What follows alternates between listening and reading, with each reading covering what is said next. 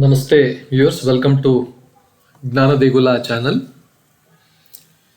Today in this video we'll go through the Vishnu Bhujanga Stotra, an introduction to this Vishnu Bhujanga Stotra. There is an interesting story also behind this Vishnu Bhujanga Stotra. This was written by Sri Adi Shankaracharya. This Vishnu Bhujanga Stotra is a shloka, is about 17 in number. It's a pure devotion and surrender to Lord Vishnu. This is in Sanskrit, and then this stotra is written in Bhujanga Prayata meter. Bhujanga Prayata meter. That means its verses, its shlokas glide like a motion of a serpent. Smooth, and then it goes like this, that is the kind of a gliding nature. Very soft, rhythmic and musical in nature. The stotra praises Lord Vishnu as the protector, preserver and the giver of the peace. Each line reflects Adi Shankaracharya's compassion, his deep understanding of the divine forms, and his universal vision. He sees all gods as expressions of the same supreme truth. The stotra teaches us that God responds to pure love no matter which form we worship.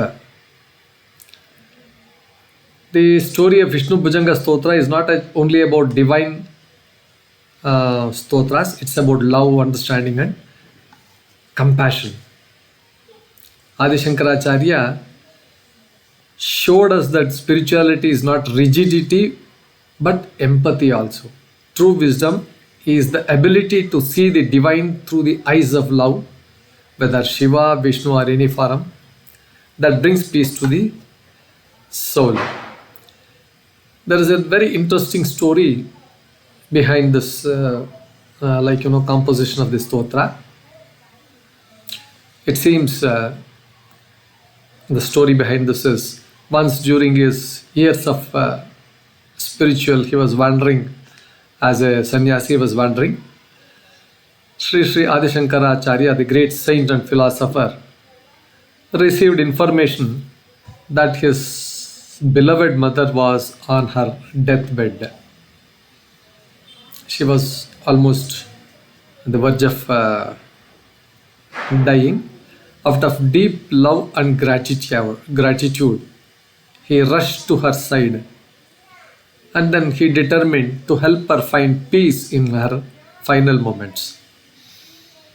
So, as his mother took her last breath, Shankara wanted her soul, her Atma, to attain Moksha. Liberation, Moksha is liberation from the cycle of birth and death. Out of compassion, out of great love for her mother, for his mother, he began to pray very intensely to Lord Shiva. Very intensely, he composed the stotras, what are called in this Bhujanga Prayata meter, Shiva Bhujanga Stotras, a very lyrical rhythm that flows like the graceful movement of a serpent. This stotra is known as the Shiva Bhujanga Prayata Stotra. So the power of his devotion, the power of his depth of his love to Shiva, all those things was so great that the servants of Lord Shiva, the attendants of Lord Shiva themselves, appeared to take Adi Shankara's mother's soul to the divine abode. But it is said that in the story, it is said that their appearance frightened her, because Shivaganas, they wore tiger skins, carried tridents with them, and had serpents coiled around them. Though they were all divine, Their fierce forms were too terrifying for a mother's tender heart.